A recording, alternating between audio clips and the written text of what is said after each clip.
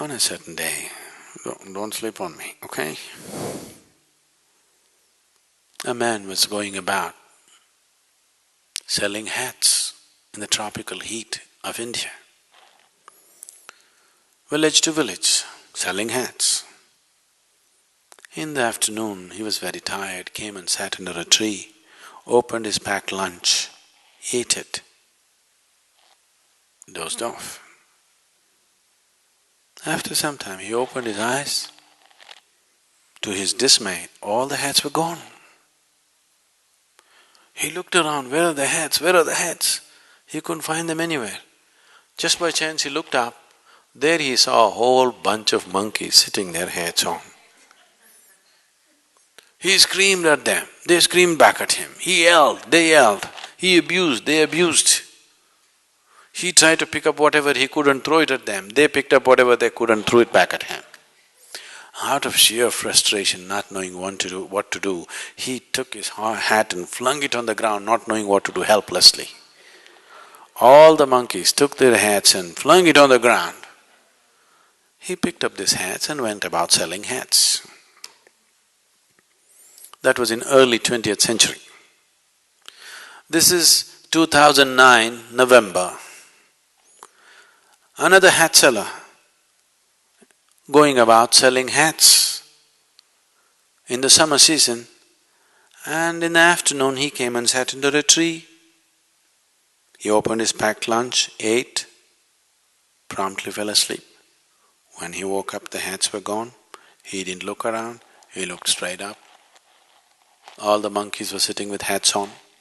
He got up and jived. They all jived with him. He made faces, funny faces at them. They made funnier faces at him. He had all the fun he wanted to have with them.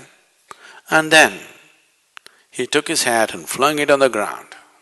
A baboon of a monkey came down, picked up the hat, walked towards him, gave him a tight slap in the face and said, "You fool, you think only you had a grandfather?"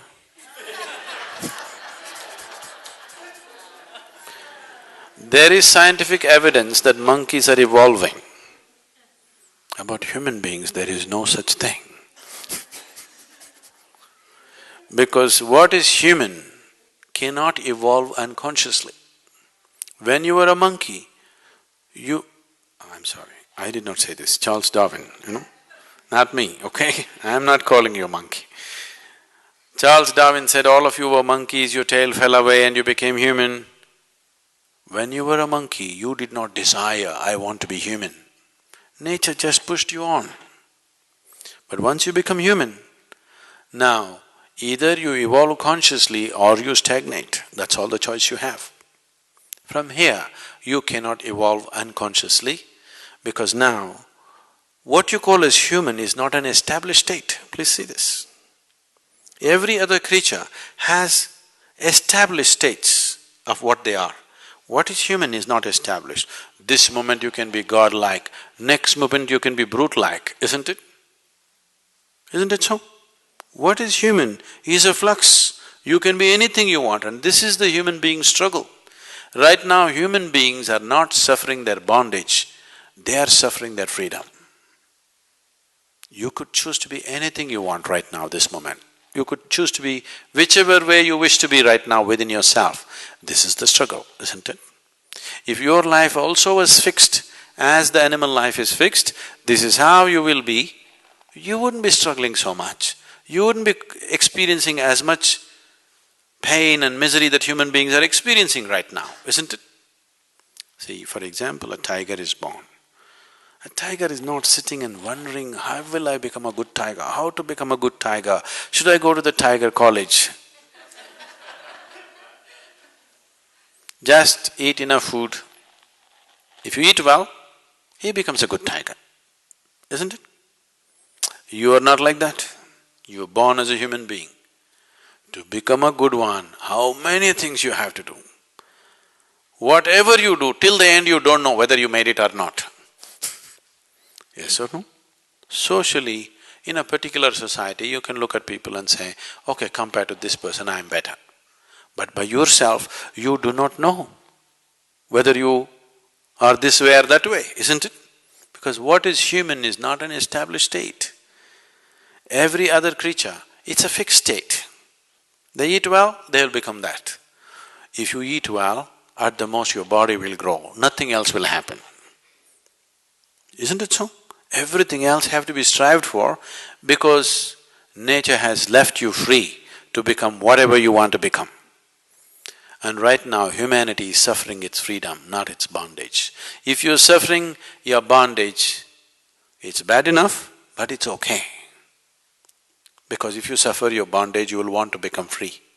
If you suffer your freedom, it's a tragedy, isn't it? Isn't it so? Once you start suffering your freedom, it's tragic, because what is the way out of freedom? There's a way out of bondage. Where is the way out of freedom? I can bind myself. Please see in how many ways you're trying to bind yourself. You're trying to find a way out of freedom. There is no way out of freedom. There is a way out of bondage, but there is no way out of freedom, isn't it? Freedom is a benediction if you're aware. Freedom is a curse if you're unaware. So right now, don't curse your freedom, you just have to become more aware. Starting with this, how this works. If you become aware, then this freedom is such a fantastic thing. Such a beautiful thing it is. Because you could be whichever way you want. You could be whatever you want right now within yourself. No animal, no creature has this freedom except the human creature, isn't it? Isn't it so? Shall we exploit this or no? If you do not choose, if you remain a compulsive creature, you cannot call yourself a full-fledged human being. That's why I said it's an evolutionary problem. Only when you are able to do everything by choice, you can say, I'm human. Because a human being essentially means he is what he is by choice. If he becomes compulsive, he is like any other creature, biological, that's all. Nothing more will happen.